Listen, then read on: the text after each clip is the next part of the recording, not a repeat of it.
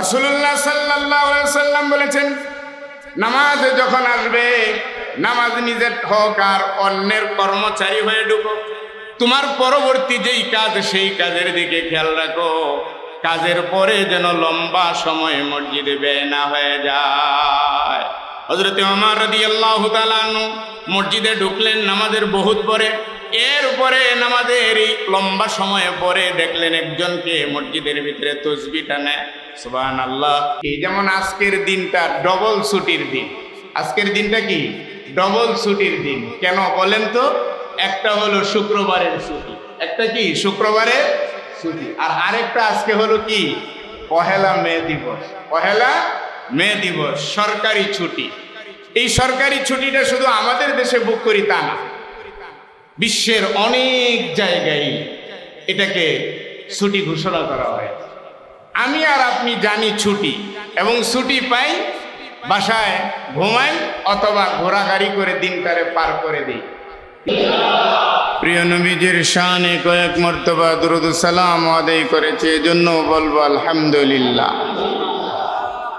প্যারে নবী জনাবে মুহাম্মদুর রাসূলুল্লাহ সাল্লাল্লাহু আলাইহি ওয়াসাল্লামের জন্মস্থান, জন্মভূমি পবিত্র মক্কাতুল মুকাররমা, যেই জায়গায় আমাদের হজের মতন ইবাদত সংগঠিত হয়ে থাকে। আমরা গত জুমায় আলোচনা করেছিলাম, হজ ফরজ হইলে পরে দেরি করা যায় না, হজকে সাথে সাথে আদায় করে নিতে হয় ফরজ হওয়ার সাথে সাথে, না হলে অনেক বিপদ সামনে আসতে পারে। এজন্য ইহকালীন পরকালীন সব বিপদ আপদ থেকে পরিত্রাণের লক্ষ্যে আল্লাহকে রাজি খুশি করার জন্য হজ যাদের উপর ফরজ হয়ে গেছে ইতিমধ্যে, ফওরান খুব তাড়াতাড়ি আদায় করে নেয়া, এটা হবে আমাদের জন্য উচিত কাজ এবং সময়ের কাজ হয়ে যাবে। যদি আমরা ফেল করি তাহলে নানান সমস্যার সম্মুখীন আমাদের হতে পারে। সে সমস্যা দুনিয়ারও হতে পারে, আখিরাতেও হতে পারে, উভয় জগতের সমস্যায় আমাদের সামনে দেখা দেবে। এজন্য হজের ব্যাপারে গত জুমায় পূর্ণ একটা খুতবা হজের উপরে ছিল, আমরা আদায় করেছিলাম।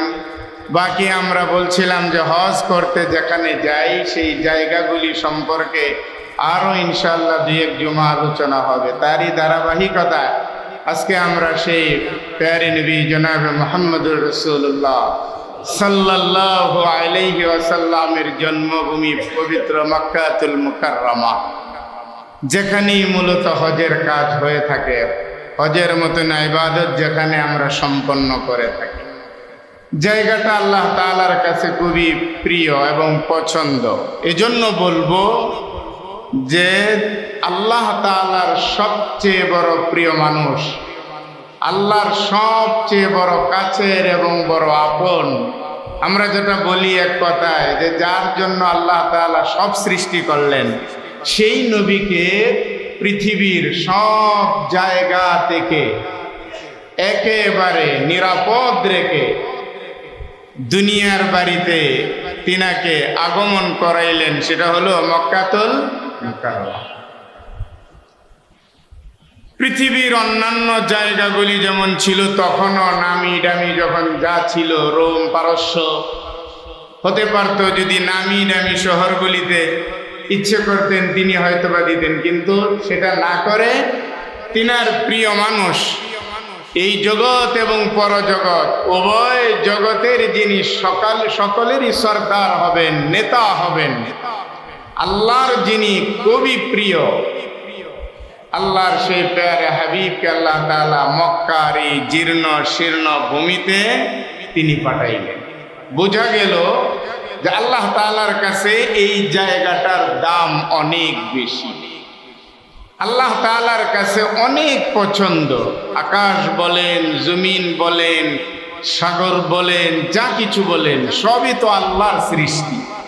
আল্লাহর এই সৃষ্টির ভিতরে সবচেয়ে বড় ভালো মনে হয়েছে যেই জায়গায়, সেই জায়গায় তিনি তিনার ঘর স্থাপন করলেন, এবং সেই ঘরের কিনারে আশেপাশে তিনার প্যারে নবী জনাবে মুহাম্মদুর রাসূলুল্লাহ সাল্লাল্লাহু আলাইহি ওয়াসাল্লামকেও সেই জায়গা থেকেই নিয়ে আসে।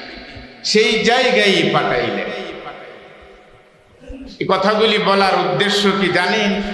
যেখানে আল্লাহর প্রিয় ঘর, যেখানে আল্লাহর প্রিয় মাহবুবকে আল্লাহ পাঠাইলেন, আমার এবং আপনার দিলের ভিতরে যেন একটা স্বাদ জাগে, তাহলে আল্লাহর সেই প্রিয় ঘর আর প্যারে নবীর যেন বাড়িটা, ঘরটা একটু যে দেখতে পারি।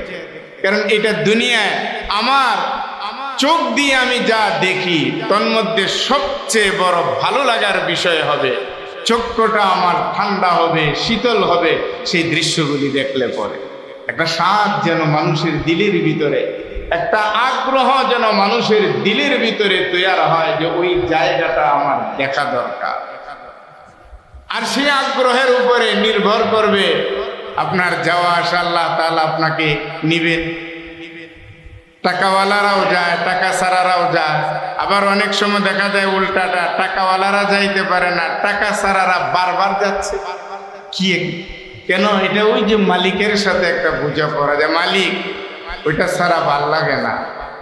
জীবনটার শুরু এবং শেষ আনন্দনগর জামে মসজিদের দেয়াল, তারপরে মেহরাব, এই মসজিদের দৃশ্যটা দেখতে দেখতে জীবনটা তো শেষ হয়ে গেল। এই যে আনন্দনগরের মসজিদ, এইটা যেই জায়গার অংশ, মূল ঘরটা তো আজও দেখা হলো না আমার।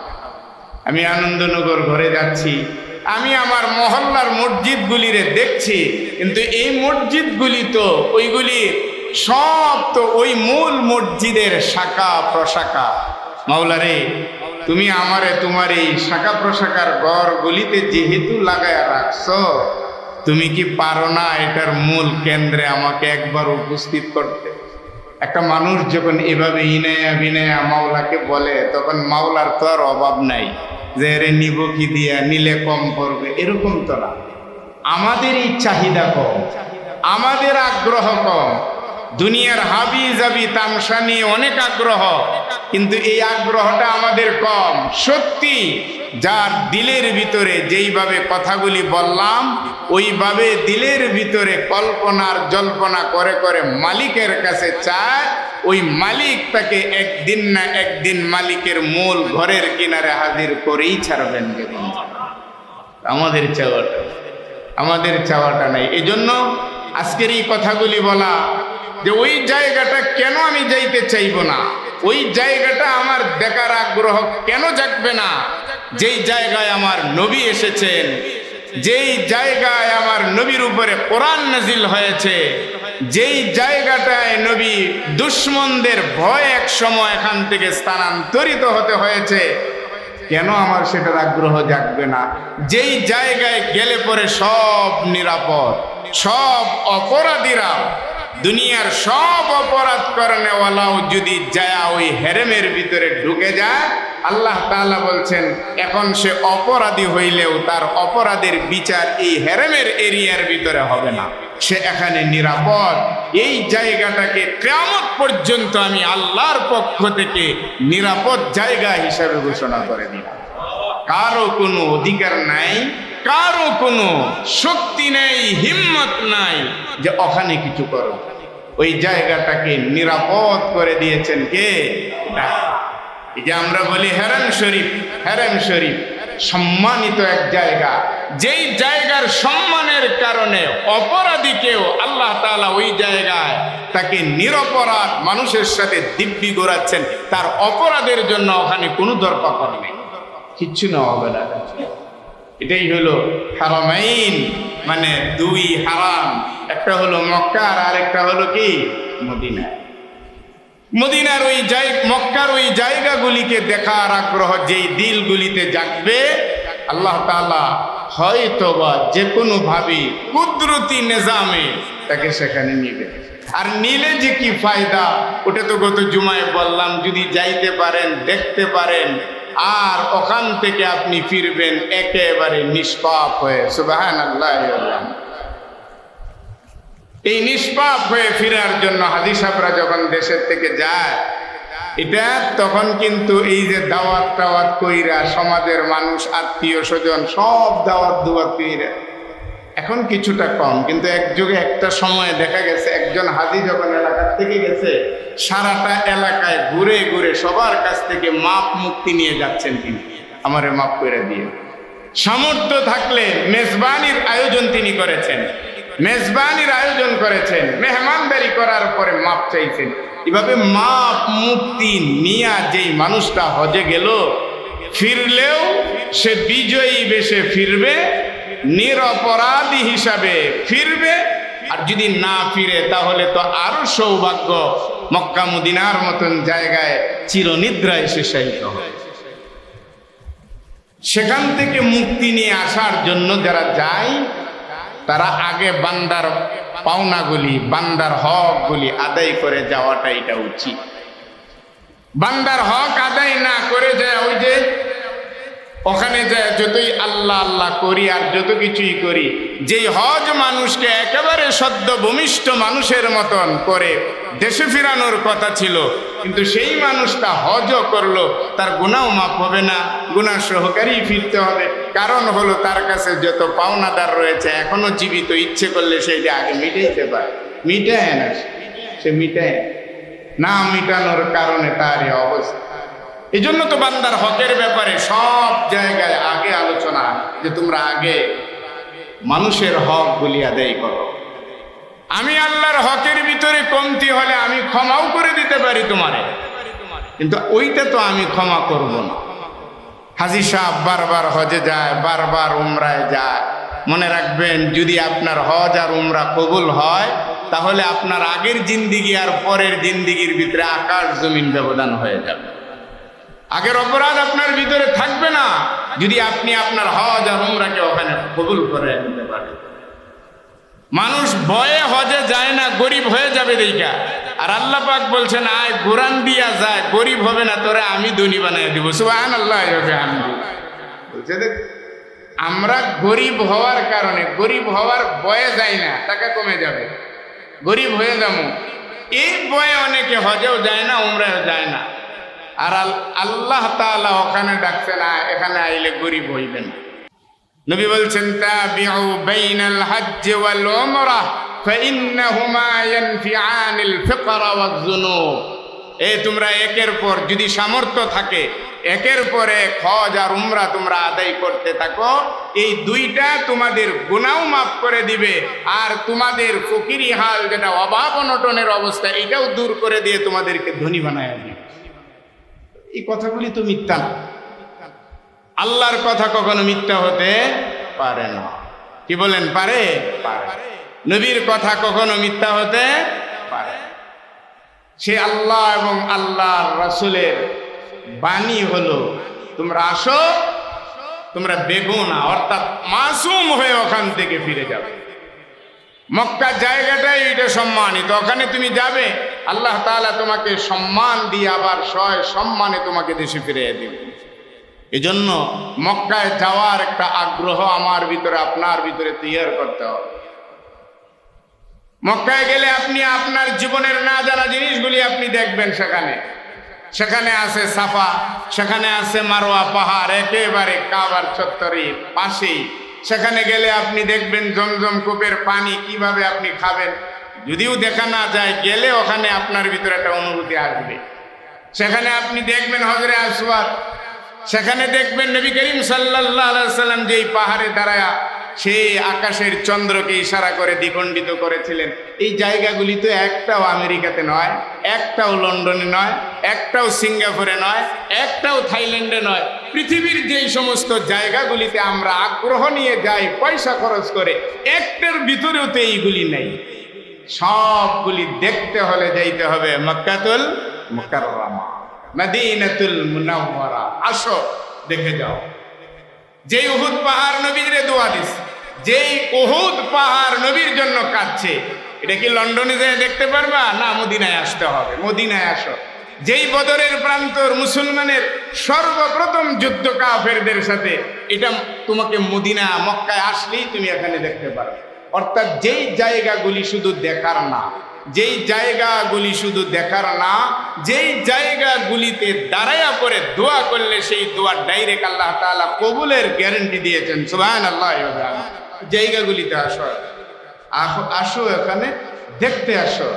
যদি নয়ন জুড়াতে চাও, মন ভরে যদি দেখতে চাও, চক্ষুকে শীতল করতে চাও, গুনাহকে মাফ করাইতে চাও, আমি আল্লাহর সাথে সম্পর্ক করতে চাও, তাহলে আসো, তোমাদেরকে আসতে হবে এখানে। তোমরা ইতিহাসের পাতায় পড়েছো মক্কা এটা একটা মরুভূমি শহর, মরুভূমির শহর। এটা ছিল ধুলায় ধূলিকণায় একেবারে ভরপুর ছিল, যেখানে কোনো ফসলাদি কিছুই ছিল না। আসো দেখো আয়সা, এখনো ওই রকমই, কিন্তু পৃথিবীর সবচেয়ে বড় ফসলাদি, বড় এই রিজিকের ব্যবস্থা মক্কা আর মদিনার বাজারগুলিতে আমি আল্লাহর কুদরতি নিয়ন্ত্রণে চলতেছে। দেখো আসো, এখানে আসলে তুমি দেখবা, না আসলে পারবা না। এই জন্য যাওয়ার জন্য যাদের টাকা আছে তারা নিয়ত করলে হয়, যাদের টাকা নাই তাদের জন্য আরো সহজ, যাদের টাকা নাই তাদের জন্য আরো সহজ। কিভাবে সহজ? আলোচনাগুলি আসবে ইনশাআল্লাহ সামনের জুমাগুলিতে, ধীরে ধীরে আসবে। আজকের জুমায় মক্কা যাওয়ার আগ্রহ দিলের ভিতরে তৈরি করার একটা লালচ, একটা লালসা মনের ভিতরে আমাকে তৈরি করতে হবে। এই তৈরি নিয়ে আমাকে রাত দিন আল্লাহর কাছে চাওয়া। এতটুকুই আজকে মক্কাতুল মুকাররমার উপরে আলোচনা। মক্কার বিভিন্ন জায়গাগুলি, দৃশ্যগুলি নিয়ে সামনে জুমায় আল্লাহ যদি হায়াতে বাঁচায় এরপরই ধারাবাহিকতা শুরু হবে এখানে। আজকে ওই দিকে আর আলোচনা না করে, সময়ের সব আলোচনা সব সময়ই করা লাগে, সময় একটা সময়ই দরকার হয়। আজকে আরেকটু বিষয় আলোচনা না করলেই নয়, যেটাও আমাদের একটা ইবাদতের অংশ। আমরা না জানার কারণে আমরা ছুটি পালন করি ঠিকই, যেমন আজকের দিনটা ডবল ছুটির দিন। আজকের দিনটা কি? ডবল ছুটির দিন। কেন বলেন তো? একটা হলো শুক্রবারের ছুটি, একটা কি শুক্রবারের ছুটি, আর আরেকটা আজকে হলো কি পহেলা মে দিবস। পহেলা মে দিবস সরকারি ছুটি। এই সরকারি ছুটিটা শুধু আমাদের দেশে বুক করি তা না, বিশ্বের অনেক জায়গায় এটাকে ছুটি ঘোষণা করা হয়। আমি আর আপনি জানি ছুটি, এবং ছুটি পাই, বাসায় ঘুমাই অথবা ঘোরাঘুরি করে দিনটারে পার করে দিই। কিন্তু এই দিনটা যে পালন করলাম, পহেলা মেটা কেন আসলো? এটাকে আমরা বলি শ্রমিক দিবস। কি দিবস? এই বলেন না কি দিবস এটা? শ্রমিক। আমরা সবাই তো শ্রমিক, কেউ এখানে বাদশা না, কেউ বাদশা না, সবাই শ্রমিক। আমরা একজনের, এক গোলামের, আমরা এক মনিবের সব গোলাম। এখানে বাদশা হতে পারি, এখানে আমির হতে পারি, রাজা হতে পারি, প্রজা হতে পারি। এই যে নামাজের কাতারে আসলাম, সব গোলামের পরিচয়। মনিব আমাদের একজন, তিনি কে? একজন, তিনি, আর বাকি সব কিন্তু গোলাম। পহেলা মে শ্রমিক দিবস খুবই গুরুত্বপূর্ণ। একটু সময় আলোচনা করব, যেহেতু অর্ধেকটা পার করে দিয়েছি খুতবার সময়, আর বাকি অর্ধেকটা সময় আজকের দিবসের উপরে। শ্রমিক দিবস। শ্রমিক কারা? যারা খেটে খায়, মেহনতি মানুষ, শ্রম দেয়, শ্রমের বিনিময়ে তারা জীবিকা উপার্জন করে। সেই শ্রমিকের শ্রমেরও মর্যাদা দিতে আমরা জানি না, দেই না। এটা যে ইবাদত এটা মনে করি না। শ্রমিক দিবস পালন করি, কিন্তু সেই শ্রমিক দিবসে স্লোগান হওয়ার দরকার ছিল, মালিক আর শ্রমিক আমরা ভাই ভাই। আমরা কি ভাই ভাই? এটা আমি বললাম না, নবীজি আমাদেরকে শিখাইছেন। ইবনে মাজাহ শরীফের হাদিসে নবী করিম সাল্লাল্লাহু আলাইহি সাল্লাম বলছেন, মালিক আর শ্রমিকের ভিতরে সম্পর্কটা প্রভুত্বের আর দাসত্বের হবে না, বরং মালিক এবং শ্রমিকের ভিতরে যে সম্পর্কটা হবে, সেই সম্পর্কটার ভিতরেও ভাই ভাইয়ের সম্পর্ক থাকবে। প্রভুত্ব এবং এখানে দাসত্বের কোনো সম্পর্ক থাকবে না। প্রভুত্ব আর দাসত্বের সম্পর্ক, ওই যে একটু আগে বললাম, সেটা হলো এক আল্লাহর সাথে। তিনি আমাদের প্রভু, আর আমরা সবই তার কি গোলাম। আমরা সবই তার গোলাম।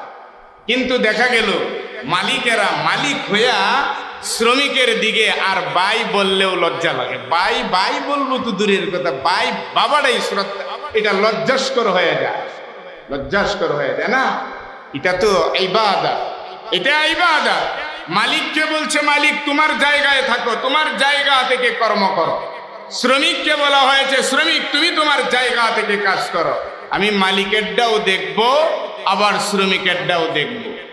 ওয়াকুল আমালু ফাসায়ারাল্লাহু আমালাকুম ওয়া রাসূলুহু ওয়াল মুমিনুন وستردون إلى عالم الغيب والشهادة فينبئكم بما كنتم تعملون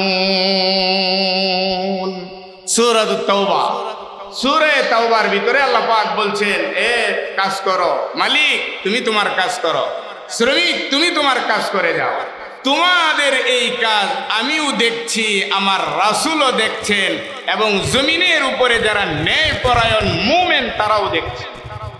আমি কিন্তু ওয়াসাতুরাদ্দুনা ইলা আলিমিল গায়বি ওয়াশ শাহাদা, তোমরা কিন্তু প্রত্যাবর্তিত হবে সেই রবের দিকে যেই রব দৃশ্যে অদৃশ্যে প্রকাশ্যে গোপনে যা কিছু হয় সেই মালিক কিন্তু সব দেখেন। এমন মালিকের কাছে তোমরা ফিরে আসবে। তখন আমি আল্লাহ তাআলা তোমাদের সেই কর্মের প্রতিদানটা আমি কিন্তু দিব। মালিক হিসাবে তুমি কি করলা, আর শ্রমিক হিসাবে তুমি কি করেছো। খালি দিবস পালন করবেন, আপনার ব্যাপারে আমার আল্লাহ কি বলেছে না যাই না, খালি উল্টা পাল্টা করলে তো কোনো কাজ হবে না। সময় এখন খালি ফাঁকি দেওয়ার, মালিকও চেষ্টা করে, শ্রমিকও চেষ্টা করে। আন্দোলন তো এই জন্য হয়েছিল না, বিস্তর আলোচনার সুযোগ নেই।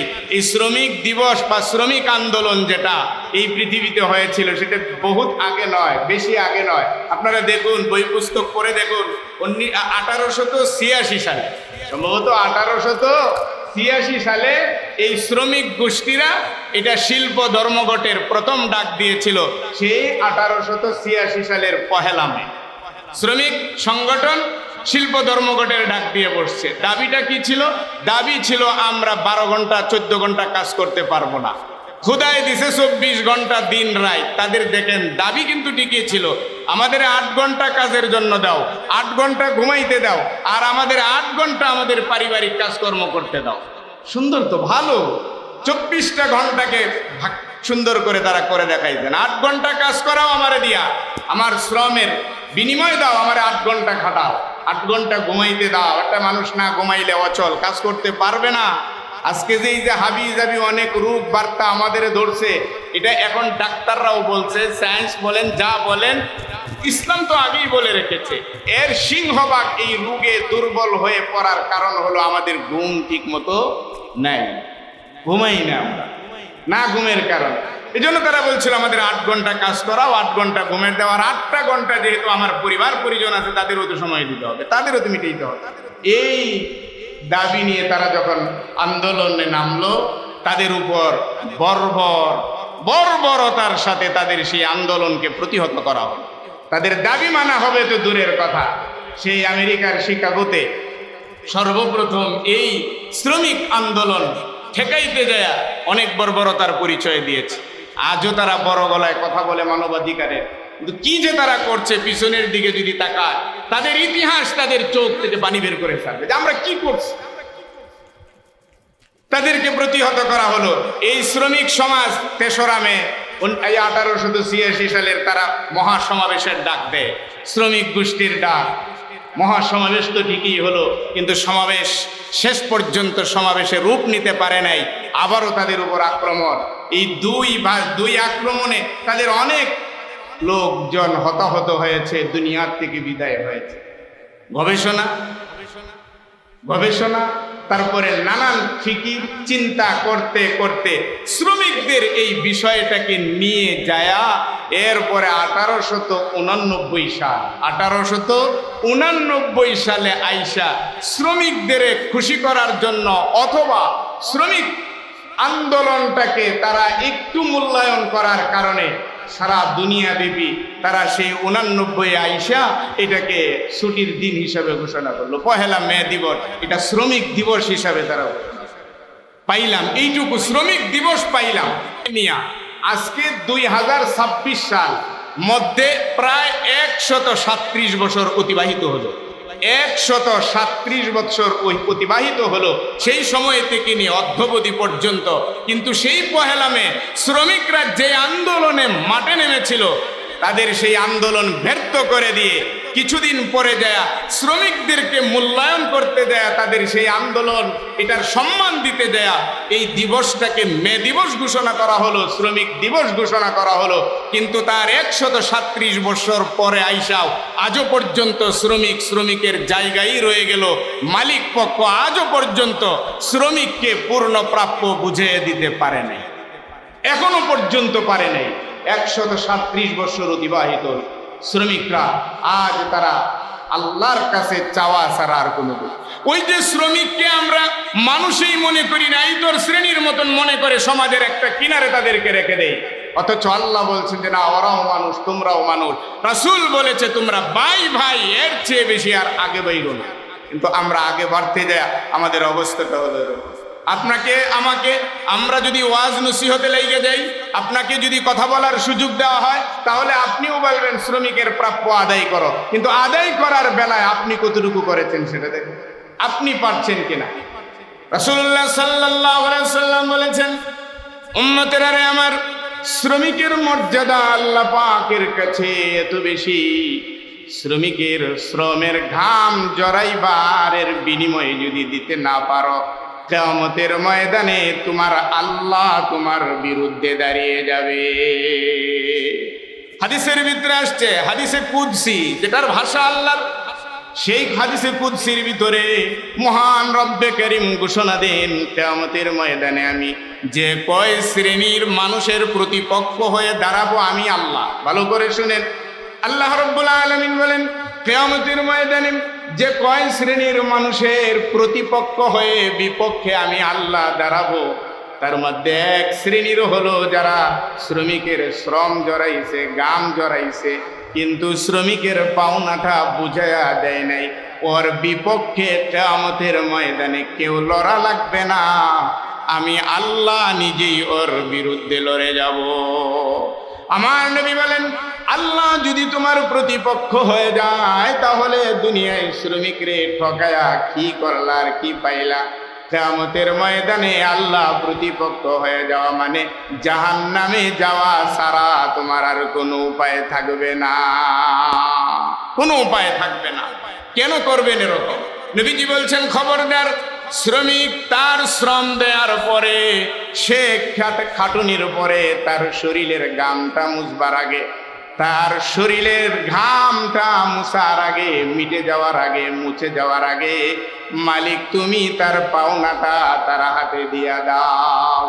যদি সম্ভব হয় পাওনাটা দেওয়ার পরে তার হাতে হাত মিলাইয়া বলো, ভাই সারাদিন তুমি যেই পরিশ্রম করেছো খবর নিতে পারি নাই, ভাইরে আমারে মাফ করে দিও, ক্ষমা করে দিও, কারণ তুমিও মানুষ আমিও মানুষ। যেই রৌদ্রে আমি 1 ঘন্টা দাঁড়াইতে পারি নাই, অথচ সেই রৌদ্রের ভিতরে তুমি 12 ঘন্টা দাঁড়ায়া দাঁড়ায়া তুমি কাজ করেছ, ভাইরে আমারে ক্ষমা করে দিও। তোমার এই শ্রমের বিনিময়ে দুনিয়ার টাকা দিয়ে পরিশোধ করা যাবে না যদি তুমি আমারে ক্ষমা না করো। কোথায় শ্রমিক আজকের এই দিনে, এই সমাজে, এই সময়ের ভিতরে শ্রমিকের অবস্থাটা হলো, সারাদিন কাজ করার পরে মালিকের দরওয়াজায় করাঘাত একের পর এক করে যায়, মালিক আমার কাজ শেষ, তাড়াতাড়ি টাকা দেন, তাড়াতাড়ি টাকা দেন। সে তো চাওয়ার কথা ছিল না তোমার কাছে, তারপরেও চাইলো। 1 বার চাইলো দিলা না, 2 বার চাইলো দিলা না, 3 বার যখন চায় তুমি চোখগুলি বড় বড় করে রাগ হয়ে যাও। আরে বেটা, তোর টাকা কি আমি মাইরা খামো? এত পাগল হইছস কেন? আরে তোমার তো জানা নাই, সারাদিন কাজ করেছে, তোমার কাছ থেকে পাওনাটা নিয়ে বিবি বাচ্চার জন্য চাউল কিনবে, ডাল কিনবে, আটা কিনবে, বাসায় ফিরবে, এরপরে পাক হবে, খাবে। কতটা বিপদে সে আছে তোমার জানা নাই, তুমি তারে চোখ রাঙ্গাইয়া দিলা। নবীজি বলেন, জাহান্নামটা ধরে রাখো, জাহান্নামের আগুনের তাপ কতটুকু নিতে পারবা আন্দাজ করো। যদি শ্রমিকের সাথে এমন হয়ে যায় ব্যবহার, আমার আল্লাহ তোমার বিরুদ্ধে দাঁড়াবে, মানে জাহান্নামে যাওয়া সারা তোমার কোনো গতি থাকবে না। এজন্য আমার আল্লাহ তাআলা আগেই ওয়াজ করে বলে দিয়েছেন, শ্রমিক তুমিও কোনো লোকচুরি করবা না, কাজের ভিতরে ফাঁকি দিবা না। যদি ফাঁকি দাও তাহলে আমি আল্লাহ কিন্তু দেখছি, ফাঁকি দিও না। যতটুকু সময়ের জন্য কাজ নিয়েছো ততটুকু সময়ে কাজ করো। মালিককে বলা হয়েছে কাজের বিনিময়ে যতটুকু আছে প্রাপ্যটা তারে পুরাপুরি তার হাতে তার ঘাম জড়াবার আগে বুঝিয়ে দিয়ে দাও। কেউ উল্টা পাল্টা করো না। ওয়াকুলি আমালু ফাসায়ারাল্লাহু আমালাকুম ওয়া রাসূলুহু ওয়াল মুমিনুন। আজ এই দিনে আইসা শ্রমিক দিবস আছে, কিন্তু শ্রমিক আর মালিকের সাথে সম্পর্কটা ভালো নাই। আজকের স্লোগানটা যদি এমন হতো, আসো মালিক আর শ্রমিক আমরা সব ভাই ভাই, তাহলে সেই স্লোগান কোরআনের সাথেও মিলে যেত, হাদিসের সাথেও মিলে যেত। সেই স্লোগানের উপরে কাজ হলে মালিকও অসন্তুষ্ট হতো না, শ্রমিকও অসন্তুষ্ট হতো না, সব সন্তুষ্টির ভিতরে থাকতো। কিন্তু আমরা আরেকটা সমাজ বানায় নিয়েছি।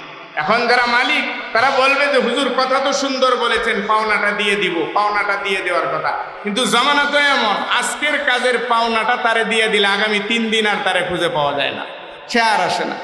তারে বাজায়া না রাখলে সে আর আসে না। দেখেন চরিত্র মুমিনের কোন পর্যায়ে যায় দাঁড়িয়ে।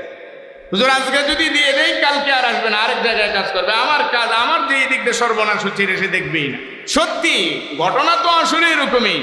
আমরা কেন এমন হয়েছি? শ্রমিক কেন মালিকের কাছে ভালোবাসা পায় না? মালিক কেন শ্রমিকের এই পূর্ণতা আদায় করতে যায় না? কারণ হলো সম্পর্ক আমাদের ভিতরেই ভালো না। আরে তুমি কাজ নিছো মালিকের কাজ আগে শেষ করো। এই মালিককে বিপদে ফেলাইয়া দিয়ে তুমি আরেক জায়গায় কাজ করো, ওখানে যায় কাজ করো, ওখানে বেড়ায় করে আসেন। তোমার টাকাটা দিলেই তুমি চলে যাও। মালিক না পাইলে তোমার আটকায় রাখে তোমার চরিত্রের কারণে। এজন্য চরিত্র মালিকেরও খারাপ, শ্রমিকেরও খারাপ। কি বলেন ঠিক কিনা? শ্রমিকেরও খারাপ আছে কিনা বলেন না? খারাপ।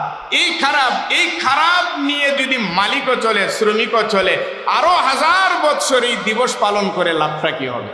এই দিবস পালন করে ফায়দাটা কি হবে আমার? বরং এই দিবসটা আসলে যদি ইসলামিক কোনো রীতিনীতি না, কিন্তু ইসলামিক বিধান মোতাবেক যদি আমরা এই দিনটাকে ধরতে যাই, এই দিনের ইতিহাস জানতে চাই, তাহলে মালিক কখনো তার শ্রমিকের সাথে, মজুরের সাথে, খাদেমের সাথে কখনো খারাপ আচরণ করতে পারে না। তার পাওনা কখনো সে বাকি রাখতে পারে না। অনেকের মুখেই শোনা যায় টাকা পাই হুজুর টাকা দেয় না, টাকা পাই টাকা দেয় না, কষ্ট করতেছি টাকা দেয়। কি কমু, কত কষ্টে আছে টাকা দিতে, দিল না কেন? এটা মালিকের কাছে শুনলে আবার মালিকের যখন দরদের কথা বলবে তখন আবার বলতে হবে এটা তো ঠিকই করছে, তিনি না দিয়েই তো ভালো করছে। চরিত্রটা হয়ে গেছে আমাদের। আসুন কোরআনের এই আয়াতের দিকে তাকান। তুমি যতটুকু সময়ে কাজ নিয়েছ, তুমি যতটুকু সময় তোমার এই কাজের নিয়ম, সেই কাজের ভিতরে মালিককে তোমাকে খাবারের সময় দিতে হবে, নামাজের সময় দিতে হবে। যেহেতু তুমি মুসলমান, এটা মালিক দিতে হবে, মালিক দিতে বাধ্য। যদি মালিক তোমাকে খাবারের সময় না দেয়, নামাজের সময় না দেয়, মালিক যদি নিষেধ করে, আজকের এই শ্রমিক দিবসের আলোচনা থেকে বলছি কানটা খুলে রাখুন। শ্রমিক কাজ করবে, তার খাবারের সময়, তার নামাজের সময় সে যদি চায় তাকে দিতে হবে। যদি কোনো মালিক বলে যে না আমি তোমাকে খাবারের সময় দিব না, নামাজের সময় দিব না, তুমি পরে করে নিও, সে জালেমের কাতারে দাঁড়াইতে হবে। সে জালেম। এই ব্যাপারে কোনো সন্দেহ নাই। স্টাডি করি, পড়াশোনা করেছি, কোরআন হাদিসের আলোকেই কথাগুলি বলছি। তাকে দিতে হবে। তার যে এই কাজে আপনি যে 12 ঘন্টার জন্য তাকে একেবারে খাটাবে, আর কিছুই সে করতে পারবে না, না না। হ্যাঁ, এই আধা ঘন্টা খাবারের টাইমের ভিতরে আবার 1.5 ঘন্টা সে আইলসামি করবে, এটা শ্রমিকের জন্য এটা উচিত হবে না। রাসূলুল্লাহ সাল্লাল্লাহু আলাইহি ওয়াসাল্লাম বলেছেন, নামাজ যখন আসবে, নামাজ নিজের হোক আর অন্যের কর্মচারী হয়ে ঢুকো, তোমার পরবর্তী যেই কাজ সেই কাজের দিকে খেয়াল রাখো। কাজের পরে যেন লম্বা সময় মসজিদে ব্যয় না হয়ে যায়। হযরত ওমর রাদিয়াল্লাহু তাআলা আনহু মসজিদে ঢুকলেন নামাজের বহুত পরে। এরপরে নামাজের এই লম্বা সময়ে পরে দেখলেন একজনকে মসজিদের ভিতরে তাসবিহ টানে, সুবহানাল্লাহ, লা ইলাহা ইল্লাল্লাহ, আল্লাহু আকবার, তাসবিহ টানতেছে। ওমর ধমক দিয়ে বলে, বেটারে এখন কিসের তাসবিহর সময়? তোমার কি দুনিয়ায় কোনো কাজ নাই? ধমক খায়া ঠপকি দিয়ে উঠলো, আমিরুল মুমিনিন, হ্যাঁ কাজ আছে, কাজ আছে, আমি তো কাজ থেকে আর শরীরে কোলাচ্ছে না, এই জন্যই আমি একটু মালিকের কাজ করতেছি। মালিক, আরে কাজ আছে মানে কার কাজ? যে অন্যের কাজ, অন্যের কাজ। হযরতে ওমর বললেন, তোমার শরীর না কোলাইলেও তুমি মালিকের কাজ, এখন তোমার এই সময়ের মালিক তিনি, তার কাছে যাও, তার কাছে যায় বলো যে আমার সময়টা দিচ্ছে না, সে যদি গ্রহণ করে সেটা, এটা তো এই মালিক গ্রহণ করবে না, এই সময়ের জন্য তো তুমি তার কাছে ধরা। কে বলেছে তুমি এখানে তসবিহ টানতে? এই তসবিহ তো তোমার কবুল হবে না, কারণ তুমি অন্যের ক্ষতি করেছো। এই সময় তো তা ছিল শাসন, এই ছিল মুসলমানদের ইতিহাস, এই ছিল মুসলমানদের ইতিহাস। না যাই না, না শুই না, খালি দিবস পালন করলে তো আর আমাদের চলবে না। এই জন্য আসুন ভাইরা আমার, এই শ্রমিক দিবসে আমরা যারা মালিক, আমরা যারা শ্রমিক, উভয়ই মনে রাখতে হবে আমরা বাই বাই। আমরা যারা মালিক, কি কাজ তার কাছ থেকে নিতে পারবো এটাও মালিক দেখতেছেন আমারে চায়, আমি কি তার উপরে জুলুম করছি কিনা। আর হে শ্রমিক, তুমি যে কাজ করতেছো মালিকের কাছ থেকে তুমি একটা নিলা, সেটার ব্যাপারেও তুমি সম্পূর্ণরূপে করছো কিনা তোমার মালিক তোমাকে দেখতেছে। উভয়জনকে বলে দেওয়া হচ্ছে তুমি ফাঁকি দিতে পারো, মালিক তুমিও ফাঁকি দিতে পারো। 1200 টাকার কাজ তার কাছ থেকে ফুলসায়া মূলসায়া ফাঁকি দিয়া 700 টাকাতে করাইয়া নিতে পারো। আবার শ্রমিককেও বলা হয়েছে 8 ঘন্টার কাজ তুমিও ফাঁকি ঝুঁকি করে 5 ঘন্টায় শেষ করে দিতে পারো, 3 ঘন্টা তুমি খাটাইয়া দিতে পারো। ওয়াসাতুরাদ্দুনা ইলা আলিমিল গায়বি ওয়াশ শাহাদা। মনে রাখো, তুমি মালিক হও, শ্রমিক হও, তোমার ফাঁকি ঝুঁকি তুমি দুনিয়ারে দিলা, কিন্তু আমি আল্লাহরে দিতে পারো নাই, আমার কাছে ফিরে আসতেছো। কার কতটুকু সর্বনাশ করেছো, মালিক হলে তোমাকে ভুগতে হবে, শ্রমিক তুমি যদি ফাঁকি দাও তাহলে তোমাকে ভুগতে হবে। এই হলো মে দিবসের লম্বা আলোচনার ভিতর থেকে আর কি যতটুকু মগজ ততটুকু শুধু এই, যেহেতু আজকে পহেলা মে শ্রমিক দিবস, শ্রমিককে লক্ষ্য করেই বলবো ভাইরা আমার, আসুন কাজের বেলায় যেন কোনো অবহেলা না করি। আমি আমার কাজটাকে পূর্ণতা দেই। আমার এই পূর্ণতার মূল্য দুনিয়ায় মালিক আমাকে না দিলেও, যার কাজ করলাম সে না দিলেও, ওই আখিরাতের ময়দানে আল্লাহর আদালতে জালেম হিসাবে দাঁড়াবে। আর আমি পূর্ণতা দেওয়ার কারণে, আমি একজন ন্যায্য শ্রমিক হিসাবে, আমি আমার ন্যায়ের সাথে কাজ করার কারণে শুধুমাত্র এইটুকুই আমাকে জালেমের কাতারে দাঁড় করাবে না, বরং এইটুকুর কারণে আমার আল্লাহ আমাকে জান্নাতে পৌঁছাইয়া দিবে। আর কি হতে পারে? এই জন্য আসুন আমরা ভাই ভাই, ভাই ভাই, প্রভুত্বের আর দাসত্বের সম্পর্ক হলো মালিকের সাথে এই গোলাম সকলের। কখনো মালিক, দুনিয়ার মালিক আর এই কর্মচারী, এরা কোনোদিন প্রভুত্বের আর দাসত্বের সম্পর্ক থাকতে পারে না। এরা হলো ভাই ভাই। এদের বুকে জড়াইয়া নিবেন, এদের হাতে হাত রেখা সময়ে সময়ে বলবেন যে ভাই তুমি যে পরিশ্রম আমার জন্য করতেছো, আল্লাহ শুকর, আমি তোমার জন্য দোয়া করি। সবসময়ই বলতে হবে। আমরা আগায় আসি, শ্রমিকরাও আগায় আসবে, শ্রমিকরা আগায় আসি, মালিকরাও আগায় আসবে। তাহলে যে আন্দোলন আমাদের ছিল যে কাজের ক্ষেত্রে আমরা নিরাপদ কাজ চাই, নিরাপদ ক্ষেত্র চাই, নিরাপত্তা চাই, সব কিছু হয়তো আসবে কখন?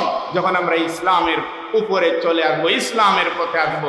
সেই ইসলামের পথে আসার জন্যই আমার গুরুত্বপূর্ণ খুতবা মক্কাতুল মুকাররমার, সেটাকে স্থগিত করে এই সময়টুকু আজকের এই দিবসের উপর আলোচনা করার উদ্দেশ্য হলো, বাকিটা জীবন যদি মালিক হই, শ্রমিক হই, আমরা যেন ন্যায়ের পথে চলতে পারি, ন্যায়ের সাথে যেন আমি আমার কাজটা করতে পারি, সেই লক্ষ্যেই এই আলোচনাটুকু করা। আল্লাহ তাআলা যেন আমাদের সকলকে তৌফিক দান করেন, আমরা বলি আমিন। আলহামদুলিল্লাহ, আমরা আদালতে জালেম হিসাবে দাঁড়াবে, আর আমি পূর্ণতা দেওয়ার কারণে, আমি একজন ন্যায্য শ্রমিক হিসাবে, আমি আমার ন্যায়ের সাথে কাজ করার কারণে শুধুমাত্র এইটুকুই আমাকে জালেমের কাতারে দাঁড় করাবে না, বরং এইটুকুর কারণে আমার আল্লাহ আমাকে জান্নাতে পৌঁছাইয়া দিবে। আর কি হতে পারে? এই জন্য আসুন আমরা ভাই ভাই, ভাই ভাই, প্রভুত্বের আর দাসত্বের সম্পর্ক হলো মালিকের সাথে এই গোলাম সকলের। কখনো মালিক, দুনিয়ার মালিক আর এই কর্মচারী, এরা কোনোদিন প্রভুত্বের আর দাসত্বের সম্পর্ক থাকতে পারে না। এরা হলো ভাই ভাই। এদের বুকে জড়াইয়া নিবেন, এদের হাতে হাত রেখা সময়ে সময়ে বলবেন যে ভাই তুমি যে পরিশ্রম আমার জন্য করতেছো, আল্লাহ শুকর, আমি তোমার জন্য দোয়া করি। সবসময়ই বলতে হবে। আমরা আগায় আসি, শ্রমিকরাও আগায় আসবে, শ্রমিকরা আগায় আসি, মালিকরাও আগায় আসবে। তাহলে যে আন্দোলন আমাদের ছিল যে কাজের ক্ষেত্রে আমরা নিরাপদ কাজ চাই, নিরাপদ ক্ষেত্র চাই, নিরাপত্তা চাই, সব কিছু হয়তো আসবে কখন? যখন আমরা ইসলামের উপরে চলে আসবো, ইসলামের পথে আসবো। সেই ইসলামের পথে আসার জন্যই আমার গুরুত্বপূর্ণ খুতবা মক্কাতুল মুকাররমার, সেটাকে স্থগিত করে এই সময়টুকু আজকের এই দিবসের উপর আলোচনা করার উদ্দেশ্য হলো, বাকিটা জীবন যদি মালিক হই, শ্রমিক হই, আমরা যেন ন্যায়ের পথে চলতে পারি, ন্যায়ের সাথে যেন আমি আমার কাজটা করতে পারি, সেই লক্ষ্যেই এই আলোচনাটুকু করা। আল্লাহ তাআলা যেন আমাদের সকলকে তৌফিক দান করেন, আমরা বলি আমিন। আলহামদুলিল্লাহ। আমরা